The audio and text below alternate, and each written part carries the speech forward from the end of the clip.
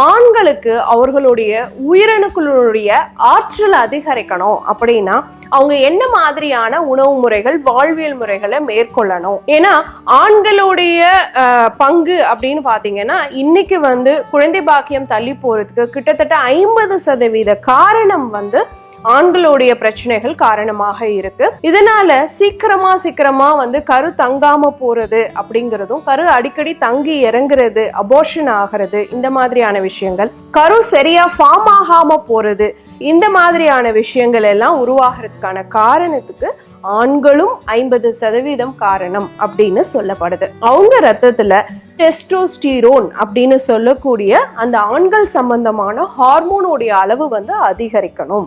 Zinc சத்து நிறைந்த உணவுகளை அதிகமா சேர்த்துக்கணும். உதாரணத்துக்கு பூசணி விதை டெய்லியுமே ஒரு ஸ்பூன் அளவு இரவு ஊற வச்சு காலையில எடுத்துக்கலாம். இல்லைன்னா நட்ஸ் ஜூஸ் மாதிரி எடுத்துட்டு அதுல ஒரு ஸ்பூன் பூசணி விதைய ஆட் பண்ணியும் எடுத்துக்கலாம். அந்த மாதிரி எடுக்கும் பொழுது அவங்களுக்கு அந்த உயிரணுக்களுடைய ஆற்றலை அதிகரிக்கக்கூடிய அந்த ஜிங்க் சத்து கிடைக்கும் பொழுது நேச்சுரலாவே அவங்க ரத்தத்துல டெஸ்டோஸ்டிரோன் ஹார்மோனோடைய அளவு அதிகரிக்கிறதுக்கான வாய்ப்பு இருக்கிறதா சொல்லப்படுது.